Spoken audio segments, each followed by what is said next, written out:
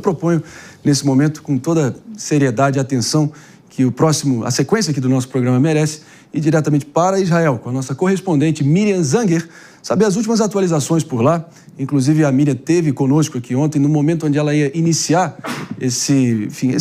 a participação dela e trazer realmente a visão mais precisa de como está sendo a atmosfera, a vivência, o cotidiano, completamente obstruído por essa insanidade que está te cercando, né, Miriam? Você teve até um alerta emitido, recebido imediatamente no seu aparelho celular, e a gente teve que suspender provisoriamente a nossa conversa. Claro que você voltou no final e pôde nos dar um retrato de como tem sido a tensão dos últimos dias. Mas, afinal, quero ouvir de você e o que realmente mudou no seu dia a dia, na sua rotina por aí nos últimos dias.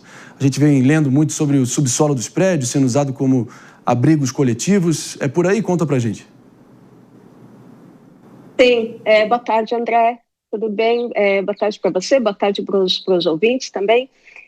Sim, a nossa rotina está bem alterada. Nesses últimos, a gente entrou agora no 6º dia de conflito, como vocês disseram há pouco, em função desses mísseis balísticos, que são os armamentos utilizados pelo Irã contra Israel. Existe uma necessidade diferente em termos de proteção da população.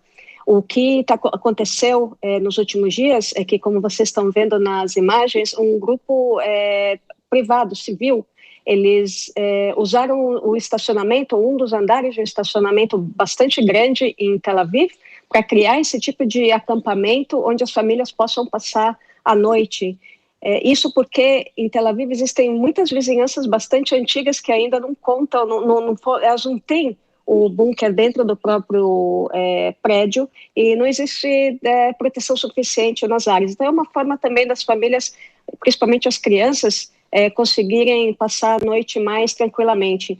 Na noite passada a gente teve dois alertas, um por volta da 1 da manhã, o outro um pouco depois das 2 da manhã, e depois a gente seguiu em silêncio, mas é super disruptor da rotina.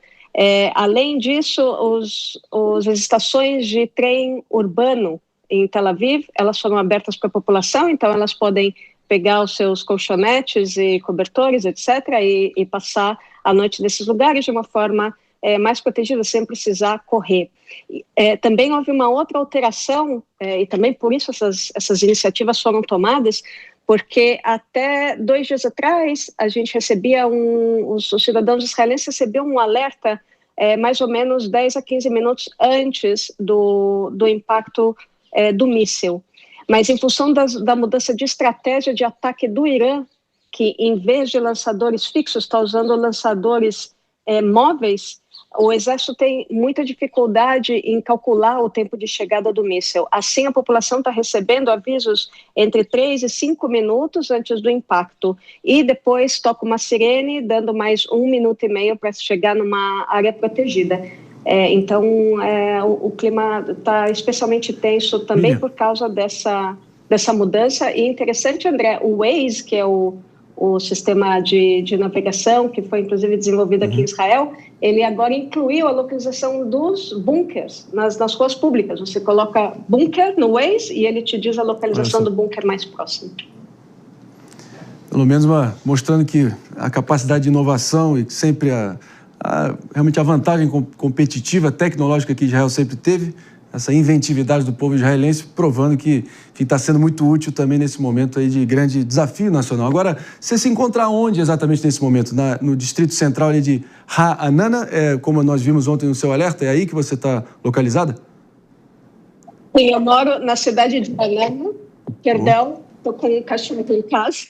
Eu moro na cidade de Ra'anana, que fica a mais ou menos 20 quilômetros de Tel Aviv. Vocês me ouvem bem? Muito bem, muito bem. Inclusive, enfim, agradecendo a sua disposição de estar aqui com a gente entende a tensão que está posta, como tudo pode mudar num estalar de dedos, num piscar de olhos. Eu vou acionando aqui o Henrique Kriegner, Miriam, para a próxima pergunta. Bom dia, Miriam. Obrigado por falar conosco aqui nessa manhã. Miriam, eu tenho uma dúvida em relação aos cidadãos brasileiros que moram em Israel, né? A gente sabe que tem aí um número considerável de pessoas com dupla nacionalidade. Aí se fala de próximo a 20 mil, 17 mil brasileiros que estão aí. A gente viu essa recente operação do próprio governo israelense também, em parceria com o governo brasileiro, para a retirada das autoridades brasileiras, de parte das autoridades que estavam aí. Existe alguma movimentação por parte do governo brasileiro? Existe alguma comunicação sendo feita para aqueles que são cidadãos brasileiros que desejem sair eventualmente de Israel? Alguma mobilização nesse sentido ou não se tem falado nisso?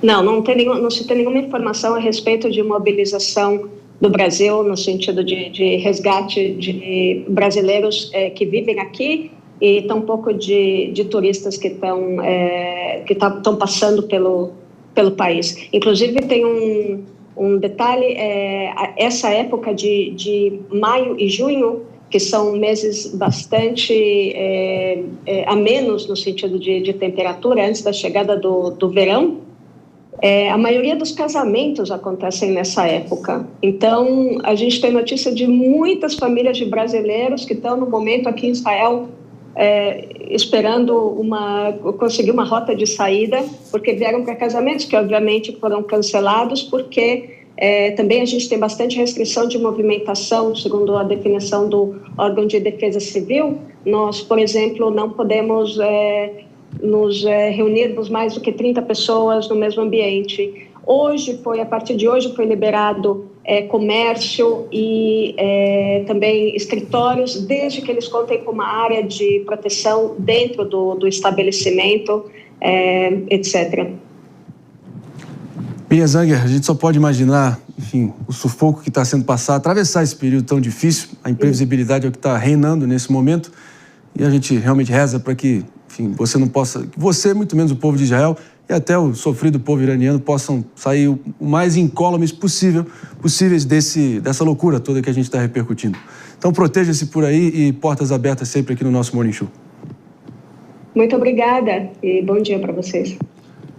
É isso aí. Obrigado, Miriam. A gente segue adiante aqui, acionando o David Tasso de volta aqui à bancada para, enfim, realmente, a partir das suas últimas apurações, sei que você está aqui com a lupa bem em cima dos detalhes, situação mega dinâmica, como a gente tem apresentado a todos que estão nos assistindo, melhor dizendo. E aí, alguma projeção sua, alguma previsão, alguma informação recente? Pois é, o que a Miriam acabou de trazer em relação, né, até mesmo a essas tendas que estão sendo montadas em Tel Aviv para abrigar essas pessoas, porque nem toda a estrutura de lá, ela é composta por bunkers, porque tem edificações muito antigas. Então elas não foram preparadas à medida que os conflitos também vão avançando. Então é uma maneira de proteger essas pessoas, e a gente vai acompanhar também o pronunciamento do Donald Trump nas próximas horas para saber de que forma que os Estados Unidos vão entrar em relação a esse conflito. Que fique claro, Tel Aviv é como se fosse uma mistura de São Paulo ali com centro financeiro, arranha-céus ali imponentes, super, enfim, de tecnologia de ponta, né? Mas ao mesmo tempo cidade litorânea com uma praia maravilhosa, uma vida, enfim, vibrante por ali, uma população, enfim, que tem muito apreço por aquele lugar. Mas de novo, são dois países que vivem nessa paranoia permanente e a gente segue aqui repercutindo todos esses dilemas. Vou acionando aqui o Mano Ferreira, breve comentário, a gente segue adiante. A gente torce para que essa situação mude, porque a paranoia tem dados na realidade, né? As bombas estão caindo e as pessoas estão precisando se abrigar nos bunkers. Então, essa situação toda certamente causa danos psicológicos a toda a população, tanto no Irã como em Israel, que, no caso de Israel, já vem numa guerra há bastante tempo em função do ataque terrorista do Hamas. Então, o que a gente espera é jamais perder a dimensão humana do que esses conflitos significam e que, o mais breve possível, possamos fazer com que a humanidade volte a ter um rumo de paz e não de guerra e conflito. E vale a pena a gente mencionar aqui, pessoal, até porque, claro, o Irã está há 46 anos, enfim, sob ali o regime totalitário brutal dessa teocracia ultrapassada que está presa nessa mentalidade jurássica de de uma guerra fria, enfim, e tentando, advogando abertamente pelo extermínio do Estado de Israel e também dos Estados Unidos. Então, claro que isso só taca querosene nessa fogueira de paranoia dos dois lados, mas principalmente vale a pena a gente ressaltar aqui realmente a contribuição do país, do Irã, há tanto tempo, uma das civilizações mais antigas, mais brilhantes da história humana, contribuições inestimáveis na ciência, na poesia. São os persas. Na ciência, na poesia, na literatura, na arquitetura, enfim, 85 milhões de iranianos não merecem ficar reféns dessa falta de perspectivas e realmente nesse eterno ciclo de decadência, né?